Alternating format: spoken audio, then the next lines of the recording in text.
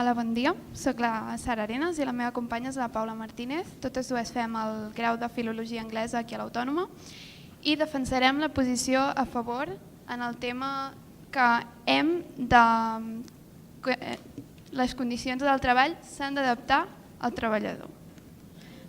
Què és el mercat? Per començar, vull parlar sobre el mercat laboral. Què és el mercat laboral? El mercat laboral és l'oferta i la demanda de treball. Quina és la situació ara mateix en aquest país? La situació en aquest país no és bona. La crisi, l'atur, la recessió han fet que les ofertes de treball baixin considerablement. Per dir que estem a nivells crítics d'ocupació laboral i que realment és molt difícil trobar un treball. Llavors, la situació legal que tenim ara mateix aquí a Espanya no afavoreix l'oferta i la demanda de treball d'una manera fluida. Des de 1984 es van introduir els contractes temporals a Espanya. Què produeix aquest fet?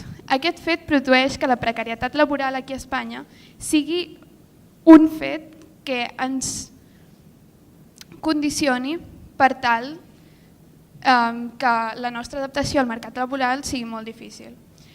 Durant les següents dècades que segueixen als 80, durant els 90, Aznar va aprovar dues reformes laborals que també matitzaven i sobretot potenciaven el contracte temporal. I durant la legislació de Zapatero també aquesta mesura, més el despido express o acomiadament express que se li diu, que donava facilitats per acomiadar els treballadors, van fomentar que la situació laboral d'aquí d'Espanya encara fos molt més precària del que era abans. Quin és el problema? El problema és que nosaltres vivim en un país en què la precarietat laboral ens impedeix trobar una feina segura i estable. Com la meva companya us explicarà més tard, el problema més gran d'aquesta precarietat laboral són els contractes temporals. Això en altres països com a Alemanya, com a Dinamarca i com a Holanda no existeix. Hi ha un altre tipus de contracte que soluciona tot això, com us exposarà més tard la meva companya. Llavors, m'agradaria deixar això a l'aire, i m'agradaria que quedés ben clar que el nostre debat se centrarà en per què les condicions de treball aquí a Espanya no són favorables per tal que puguem trobar un treball i perquè les pròpies condicions són les que han de fer que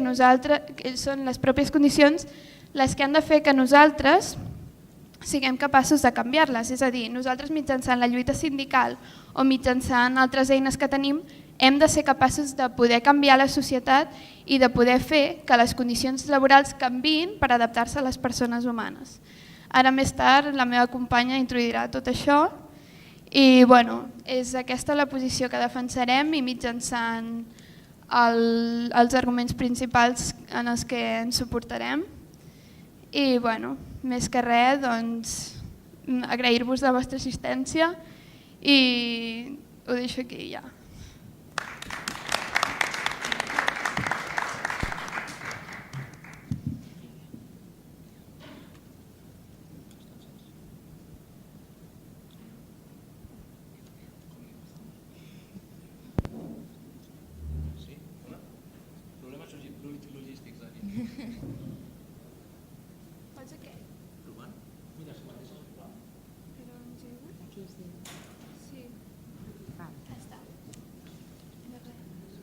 Molt bones. Sí, provant.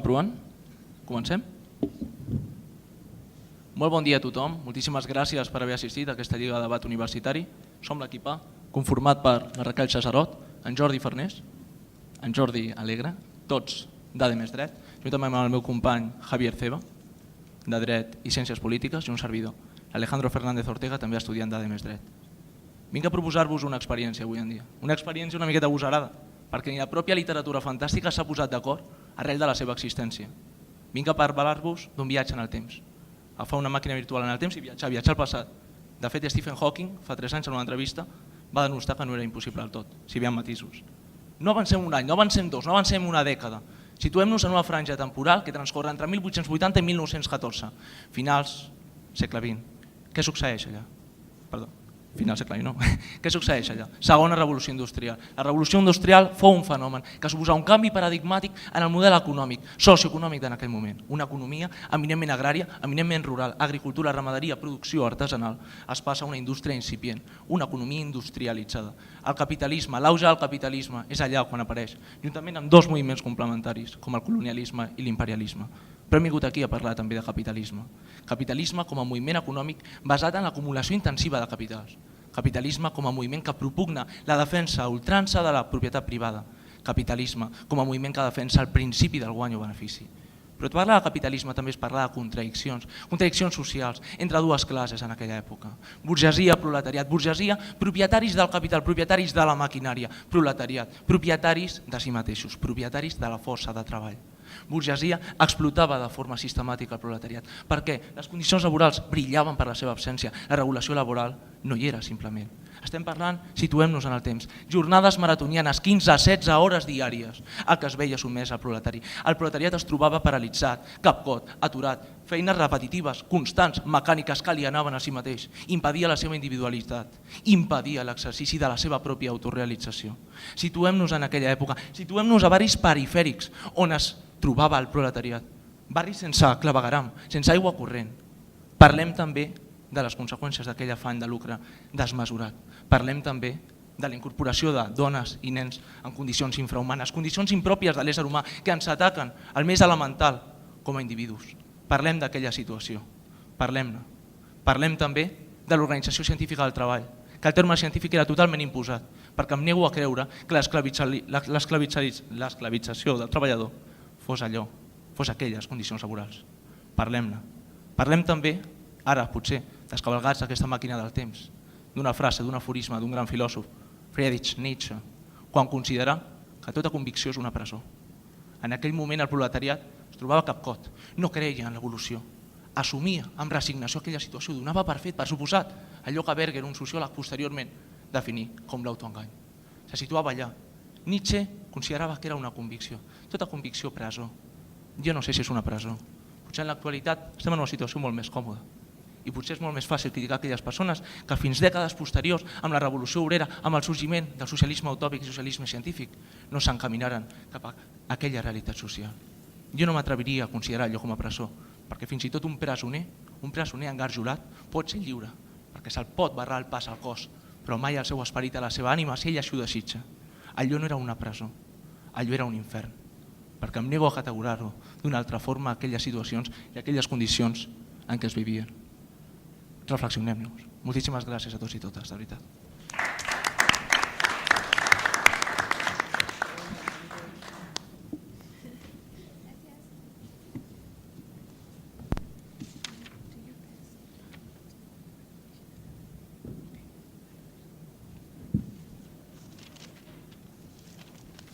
Hola un altre cop, soc la Paula Sant Martínez i ara defensarem la posició a favor de que les condicions de treball canviïn per adaptar-se al mercat laboral.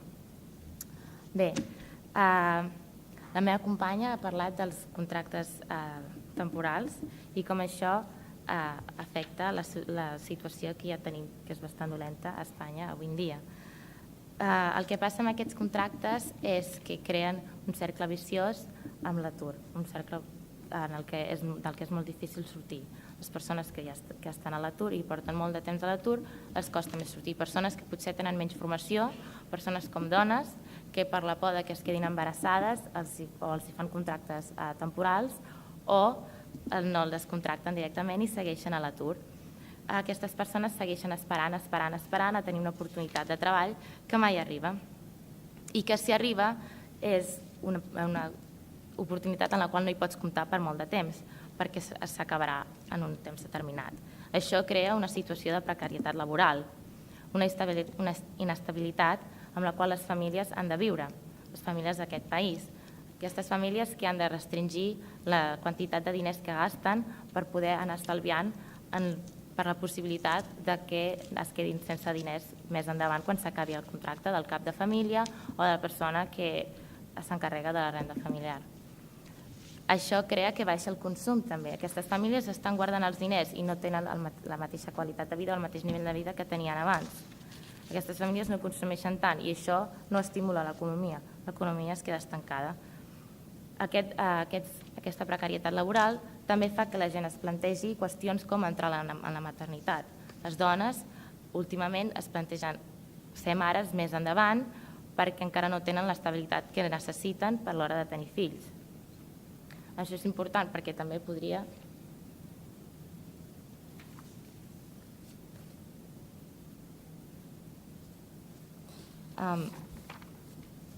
Això és important perquè també podria afectar a la població en un futur i ja sabem que si la població baixa o tenim una població massa vella, la quantitat de gent que està treballant no és suficient com per mantenir les pensions de la gent gran.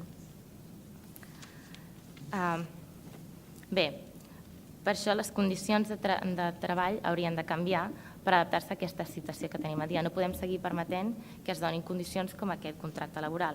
Hauríem de demanar o d'exigir més bé que es creés un contracte únic, que es creessin condicions de treball basades en la seguretat laboral. Països com Alemanya ja ho estan fent. Tenen l'alternativa de fer contractes únics, reducció de l'horari laboral, la qual cosa també portaria a, en comptes de baixar els sous, podríem optar per augmentar la productivitat. Potser els treballadors no haurien de treballar tantes hores o haurien de tenir... I llavors la quantitat de sou proporcionalment hauria de ser la mateixa, potser se'ls pagaria menys perquè estarien treballant menys hores, però també s'hauria d'estimular que en aquestes hores que sí treballen siguin productius. També pel que els nostres companys deien, el que vostès deien sobre la revolució industrial, tots aquests moviments han canviat la política d'avui dia i han canviat les condicions que sí que tenim avui dia. Abans hi havia moltes injustícies, hi havia nens que treballaven, fins es va crear un decret que a partir dels 9 anys no estava... Perdó, si eres menor de 9 anys no estava permès treballar, però avui dia seria impensable això, tenir un nen de 9 anys treballant. I fins i tot gent que trobava aquestes condicions injustes preferia girar la cara i no fer-hi res. Nosaltres hem de demanar que aquestes condicions sí que canviïn perquè sabem que poden canviar. Han canviat. Hem vingut d'una època on aquestes condicions eren terribles i hem millorat. Encara no són perfectes, perquè què és perfecte avui dia? Encara hem de millorar, encara tenim moltes coses per fer, però sí que hem de mirar què podem fer, hem de mirar com poden aquestes condicions millorar, què pot canviar. Potser hem de tirar cap a una economia no tan capitalista, perquè el capitalisme també crea aquest cicle de bonança i després èpoques de crisi. Això torna a portar el mateix cicle viciós que l'atur. Llavors, potser una economia en la qual es fomentés més igualtat, en la qual es fomentés... Vostè llavors està defensant que s'ha d'intervenir per evitar que aquestes condicions laborals s'adaptin al mercat. No. Estic dient que s'ha d'intervenir per fer que aquestes condicions laborals canviïn i s'adaptin al que necessitem com a societat.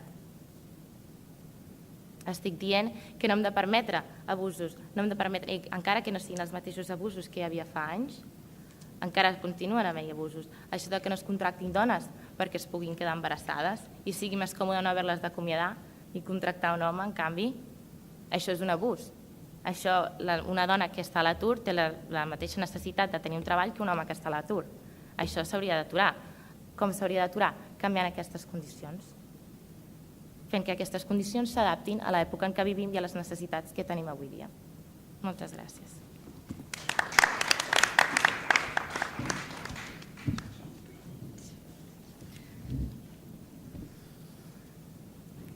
Bé, com ja sabeu, em dic Raquel Xacerot i junt amb el meu equip ens posicionem en contra que aquestes condicions laborals s'hagin d'adaptar al mercat. Vosaltres precisament heu parlat d'abusos, heu parlat d'aquesta economia, que és molt important perquè l'economia i capitalisme també ha d'haver-hi un punt de diferència. Nosaltres precisament, si vosaltres esteu defensant que aquestes condicions laborals s'adaptin exclusivament a la situació del mercat, que de fet és el tema del debat, el que esteu defensant és que si aquest mercat no funciona correctament, si aquest mercat està en pura recessió, pot ser que les empreses tinguin la necessitat que per adaptar-se al mercat hagin d'eliminar aquestes condicions laborals. I nosaltres el que estem dient és tot el que sigui millorar condicions laborals, endavant. No estem dient pas al contrari. Que es millorin les condicions. De fet, l'objecte que vosaltres esteu protegint, que és el treballador, és l'objecte que nosaltres també estem protegint, que és defensar aquest mateix treballador. Ara bé, si vosaltres esteu dient que les condicions de treball s'han d'adaptar al mercat, quan el mercat funcioni bé, perfecte. Però si el mercat funciona... Un moment. I si el mercat funciona malament? Llavors les condicions també s'han d'adaptar. I llavors hi haurà abusos, hi haurà els problemes que vosaltres heu dit, no de l'economia, no, del capitalisme, que és oferta i que és demanda. Per tant, les condicions no s'han d'adaptar, que han de millorar, per suposat. I nosaltres, de fet, a continuació, us explicaré com millorar aquestes condicions. Però, arribat al límit que el mercat ens exigeix que aquestes condicions s'hagin d'anul·lar, perquè l'empresa no té suficients recursos, llavors el que nosaltres hem de defensar és que no es poden adaptar, perquè el mínim d'aquesta condició sempre s'ha de garantir. I com dèiem, el mínim que és? Un mínim de salut, un mínim de seguretat i un mínim de qualitat de vida al treball. Digui. Estàs dient que les condicions, que el mercat de treball funciona malament, però en un sistema capitalista els períodes de recessió són normals. Funciona malament el sistema capitalista, llavors? No, per això, per suposat. Evidentment, el capitalisme és inevitable. Hi ha períodes de recessió i períodes de creixement. Quan hi ha períodes de creixement, millorem les condicions. Les empreses tenen més recursos, millorem el mercat. Què passa quan hi ha un període de recessió? Segons vosaltres ens hem d'adaptar. Adaptar les condicions laborals a un període de recessió seria que si jo no tinc diners, una empresa perquè està en crisi, no té diners per invertir en aquestes condicions laborals, l'adaptació és no hi ha condicions laborals. I nosaltres diem no, arribat a aquest límit, sí que és veritat que volem millorar aquestes condicions, però arribat al límit que el mercat ens està exigint que no hi ha suficients recursos, l'empresa ha de dir, mantenc aquest límit, perquè com ja he dit, haig de mantenir un mínim de condicions de la salut, de la seguretat i del treballador, perquè si no, què passa? Ens anem a la informalitat del mercat. I un moment, i la informalitat del mercat és molt més perillosa que la formalitat del mercat, perquè la formalitat el que volem és que hi hagi aquestes condicions. Nosaltres no estem dient que no hi hagi condicions, estem dient que precisament, arribat al punt, hi hagi aquestes condicions, no s'adaptin al mercat, que s'adapti l'ésser humà, que sigui més competitiu, com ara us explicaré, però que no s'adaptin a aquestes condicions, perquè millorar-les per suposat. Objecte el mateix, l'estem protegint, el treballador. La productivitat, millorar la rendibilitat de l'empresa, invertir en el capital humà, que de fet, ara li responc ràpidament, però m'agradaria puntualitzar que invertim en l'ésser humà, però no en les condicions laborals. Què significa invertir en el capital humà? Doncs que el capital humà es pot fer més competitiu. Per exemple, podem invertir en capital humà significa fer més eficients els costos, fer més eficients els sistemes i els processos dels recursos humans per reduir els costos, millorem la productivitat si invertim en el capital humà, aliniem en el sentit d'encaminem el personal a aconseguir metes i els objectius per impulsar el rendiment del negoci, assegurem una posició de l'empresa, és a dir, invertir en aquest capital humà, al cap i a la fi, és invertir i generar valor, donar-li valor a aquesta empresa. Digui que no he deixat de fer la pregunta. Actualment no disposem d'un mercat laboral que defensi l'estabilitat laboral dels treballadors. El tema és qui estableix les bases del mercat laboral. Les empreses no són les que inverteixen. Jo més aviat diria que és l'Estat. Sí, per suposat. I vostès creuen que si el mercat no funciona bé, l'empresa, que és la que mana, com vostè ha dit, perquè el govern al cap i a la fi pot posar uns mínims, però l'empresa i els convenis col·lectius acaben l'autonomia de les voluntats. Vostè creu que nosaltres ens hem d'adaptar si un mercat no funciona bé? Vostè creu que jo haig de cedir part dels meus drets que formen part de la meva seguretat del treball perquè el mercat no funciona bé? Perquè no ens estem adaptant al govern, no ens estem adaptant a un apogeu econòmic. Ens estem adaptant a la situació del mercat. La situació pot ser bona o pot ser dolenta, però el que jo tinc clar és que vull treballar amb un mínim, amb unes condicions laborals que protegeixin la meva zona, m'entén? I per tant, precisament el que ha de fer el govern, que és, sabem que el mercat és independent, sabem que el mercat es basa en l'ajustament d'ofertes i demandes, però el govern també té una certa labor, que és a partir de les polítiques actives. Ha de ser les condicions laborals les que s'adaptin al mercat? No. El mercat ja ho hem vist que no el podem canviar. Les condicions laborals poden millorar. Puc invertir en condicions laborals, puc invertir en el meu capital humà, però potser que sigui també l'ésser humà qui s'adapti, però no les condicions laborals. I amb aquestes polítiques actives el que aconseguirem és que millorem aquesta formalitat del mercat. Si nosaltres activem aquesta recuperació econòmica, el que fem és que aquestes empreses tinguin més recursos, puguin adaptar-se més a puguin invertir més en aquestes condicions laborals, que evidentment jo vull que les empreses, perquè al cap i a la fi jo seria una treballadora i m'agradaria tenir aquest mínim de salut, de seguretat i de condicions, i no un mínim. M'agradaria que la meva empresa tingués polítiques que invertís quan més millor en aquestes condicions, però el que no vull és que, adaptant-me amb la justificació de que m'adapto exclusivament al mercat, arribar a un punt que a mi aquestes condicions em desapareguin. Per què? Perquè la meva empresa no pot fer front i no té els suficients beneficis com per assegurar-me aquests 3 aspectes que jo he parlat, que és la salut, la seguretat i la qualitat de vida en el treball. Per tot això, per evitar les informalitats del mercat, per aconseguir la formalitat del mercat i per garantir sempre, sigui quina sigui la situació del mercat, les meves condicions laborals mínimes, el meu equip i jo estem en contra que s'hagin d'adaptar les condicions exclusivament a la situació del mercat. Gràcies.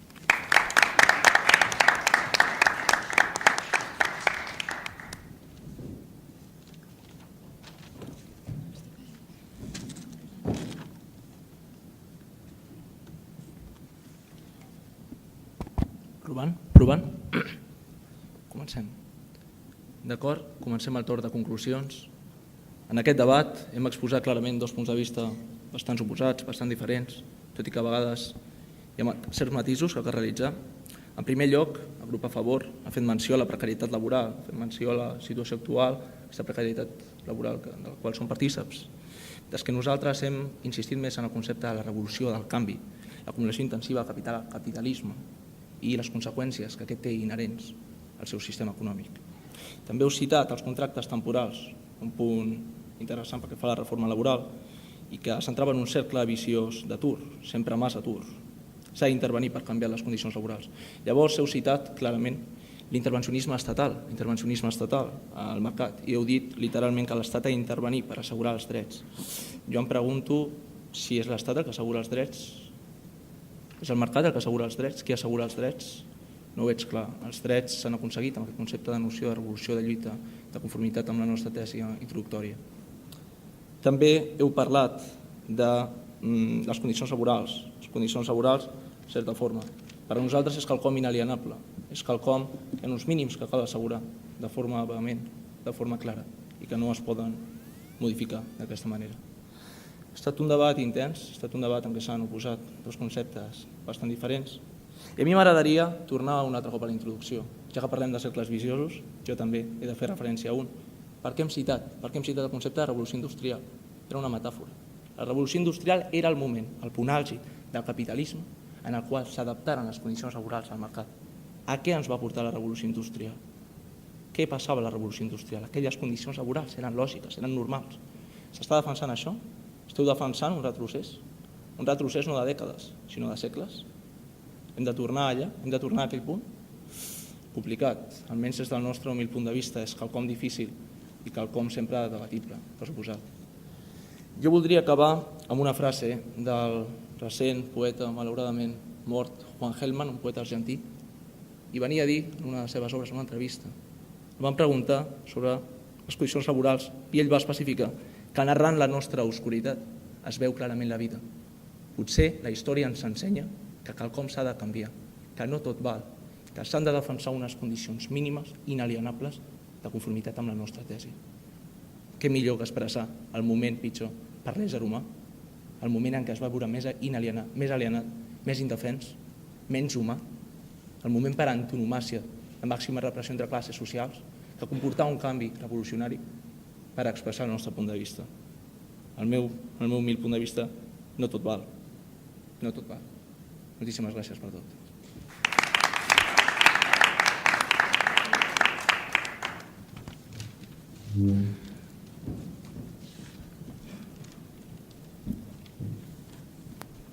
Començaré parlant del viatge al passat que ens ha proposat el nostre fantàstic company, que de veritat, la meva admiració és amb tu. Comencem parlant de la revolució industrial. Què va passar a la revolució industrial? Hi havia diversos moviments polítics. Òbviament el capitalisme, des del segle XVIII, si no m'equivoco, va ser la força econòmica dominant. Passem d'un feudalisme a una societat burgesa i per tant tenim el capitalisme com a moviment econòmic dominant. Què sorgeix contra el capitalisme al segle XIX? El comunisme. El manifest comunista de Marx i Engels defensa que la societat o que la realitat és una lluita constant de classes. Què va passar en aquesta lluita constant de classes? Les condicions laborals, finalment, a causa de la lluita sindical, es van adaptar al mercat laboral, que això és el que defensem. És a dir, els moviments polítics van aconseguir que el proletariat esdevingués una classe reconeguda i que, per tant, les seves condicions laborals milloressin. Això és el que hem proposat nosaltres al debat. Nosaltres hem proposat que l'Estat intervingui. Hem proposat que l'Estat intervingui en aquestes polítiques per tal que faci el mercat laboral perquè socialitzi més el mercat laboral, és a dir, perquè els treballadors tinguin l'oportunitat de poder tenir seguretat laboral i de no caure en la precarietat. Els arguments que ha presentat la meva companya la Paula han estat precisament aquests, és a dir, el nostre sistema, amb els contractes temporals i el cercle viciós que suposa l'atur, no fomenten aquesta seguretat laboral i molt bé, d'acord, i estic molt d'acord, ens hem d'adaptar al mercat laboral i hem de fer tot el possible per adaptar-nos a tots els canvis i hem de ser competitius i ens hem de formar i hem de ser els millors que puguem. Però clar, en el nostre sistema econòmic això no sempre és possible. I hem d'intentar fer que la societat, és a dir, els polítics, que l'Estat, hem d'intervenir nosaltres mateixos en aquestes condicions per tal que canviïn i s'adaptin al mercat, perquè no pot ser que estiguem condemnats a la precarietat laboral solament perquè no siguem capaços d'anar a una manifestació, per exemple, perquè les coses comencen des del més petit punt fins al més gran, que és com va passar. Tot el proletariat estava condemnat a les condicions laborals a les que estava. Totes dones, nens, homes estaven condemnats a l'abús. Ara moltes dones estan condemnades a l'abús també, per exemple, per el que ha dit la meva companya pels embarassos. Llavors, des de la base fins al capdamunt, hem de ser capaços de lluitar contra això. Hem de fer com el proletariat va fer al segle XIX i hem d'aconseguir que les condicions s'adaptin, és a dir, que les condicions s'adaptin al treballador, no al contrari.